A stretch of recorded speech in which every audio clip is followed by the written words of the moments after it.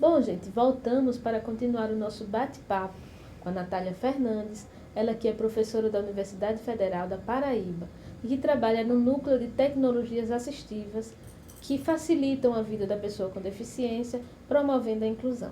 Natália, fiquei sabendo que houve um simpósio sobre tecnologia assistiva aqui em Alagoas e foi o primeiro. Qual é o objetivo desse simpósio aqui em Alagoas?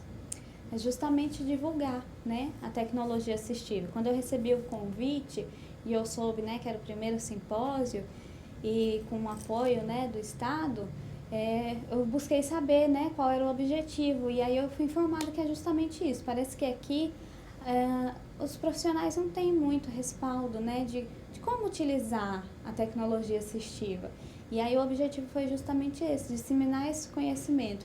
Então, vieram vários terapeutas ocupacionais, né, inclusive eu, teve psicólogo também, um professor da educação física, e todos com o seu olhar sobre a tecnologia assistiva, na sua área de atuação, contribuíram um pouco.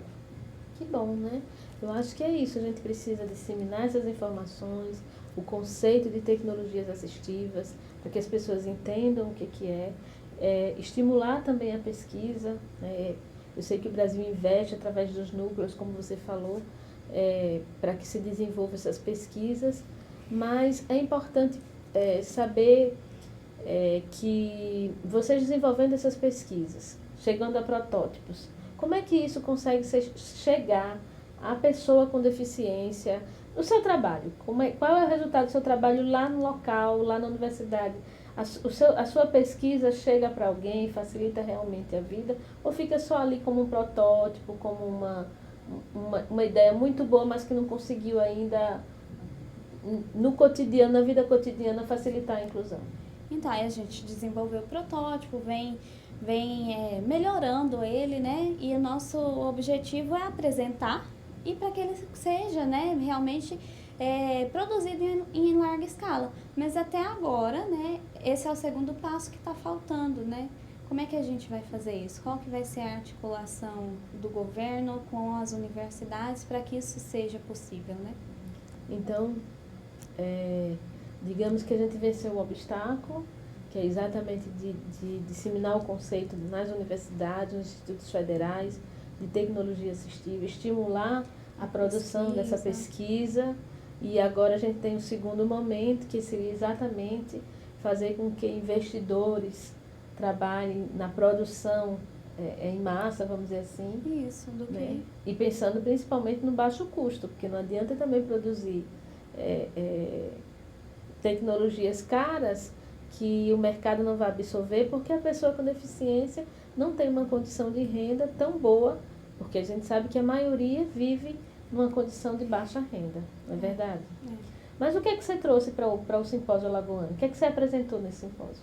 Eu falei sobre prescrição e adaptação de cadeira de rodas, né? Então, como é que é feito esse processo? Como é que a gente desenvolve o raciocínio sobre isso, né? Então, o que a gente leva em consideração? As habilidades, né, do indivíduo, né, desse cliente, né, vou chamar de cliente. O que ele precisa, né? Para que ele precisa da cadeira? Para ir trabalhar, onde é que ele trabalha, como que é a rotina dele em casa, qual é a patologia que ele tem, né? O que ele tem de limitação? A gente sabe que diversas pessoas usam cadeira de rodas, né? Alguns só têm limitação na parte inferior, alguns não mexem nada, né? Outros só conseguem controlar a cadeira com joystick, alguns não controlam a cadeira. Então, a gente tem que pensar em todas essas possibilidades, né? Saber qual que é a realidade desse cliente da gente e pensar para ele qual é a cadeira melhor, né? Qual que vai posicionar ele melhor, vai promover alinhamento, conforto. Então, no meu caso, eu tenho nenhuma mobilidade nas pernas. Eu tô lembrando quando eu fui à médica para ela prescrever minha cadeira. Foi uma fisioterapeuta, depois que eu tinha passado já pela fisiatra. E eu me lembro que ela falou da altura do encosto. Justamente. A questão do equilíbrio. Que eu queria uma mais baixa, porque eu acho tão bonito aqueles atletas que usam aquelas cadeiras todas. Tem um visual justinha, muito bonito, né? Você vê que ela é leve, né? Isso. E principalmente o encosto. O encosto às vezes me incomoda, dá uma coisa de limitação mesmo, né? E aí ela disse, não, não adianta você pôr o encosto mais baixo, porque vai piorar a tua postura, você vai ter mais dor de coluna. A almofada, ela fez uma almofada toda lá com um lado mais alto que o outro. E aí realmente eu me lembrei quando você estava falando, parecia que eu estava lá na frente da fisioterapeuta, ela medindo o tamanho da perna, como tinha que ser a cadeira. Então a cadeira ela tem que ser uma coisa personalizada. Ela tem que ser muito personalizada e a gente tem que levar em consideração tudo. Você falou agora para mim que um lado da almofada era mais alto do que o outro. Então na avaliação que ela fez com você, ela conseguiu perceber que você tinha esse desnível, né? Isso precisa ser compensado, porque se de repente a gente não compensa isso, e aí isso se transforma num problema maior. Então, hoje você só tem esse desnível, né?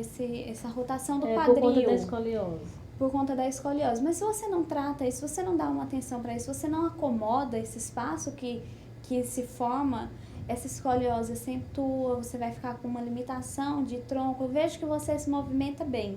Eu vejo que você tem um tronco que sustenta bem o seu corpo, que você tem boa mobilidade de braço, você toca a sua cadeira é uma cadeira leve, né? Eu consigo analisar tudo isso só vendo. E aí a gente tem que pensar nessas questões. E a altura do encosto, né? A posição dela foi de que você precisaria de um encosto mais alto para não causar todos esses outros problemas. E é justamente isso que a gente tem que pensar. Porque se de repente ela tivesse te prescrito uma cadeira com um encosto baixo, e aí você passa o dia na cadeira, pressuponho. Sim, com certeza. Né? Trabalho o dia todo. No mínimo 12 horas de trabalho. Como é que você ia suportar, né, esse encosto tão baixo, né?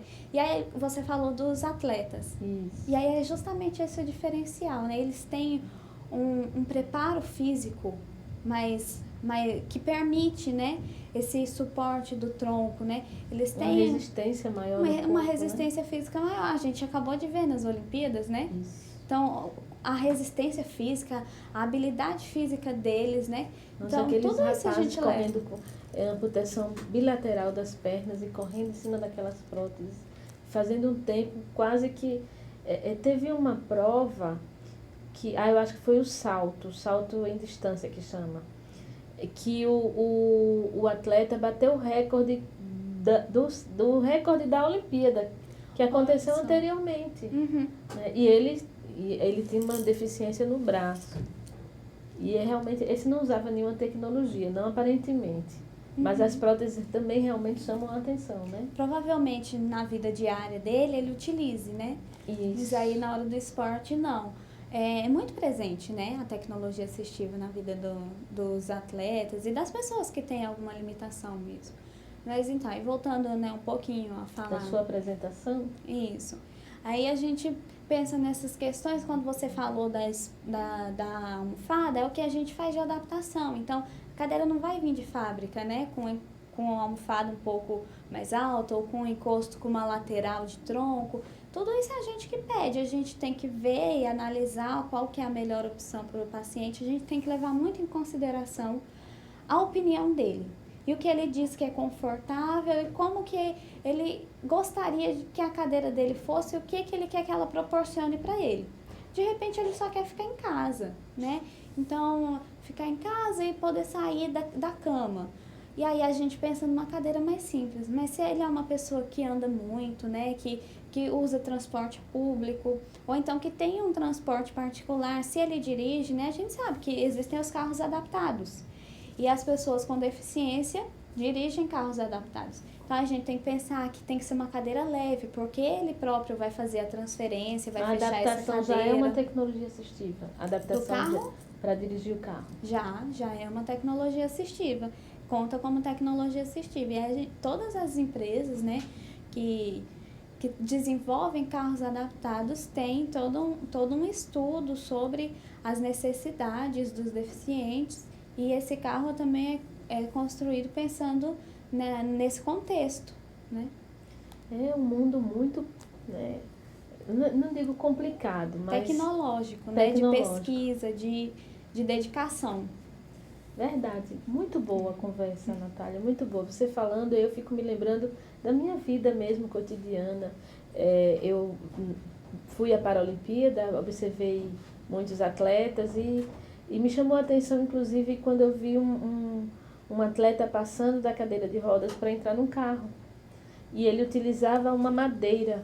É uma prancha, né? Uma a gente prancha. chama de prancha de trânsito. Exatamente. E aí eu me dei conta que eu também preciso tábua, de uma. né?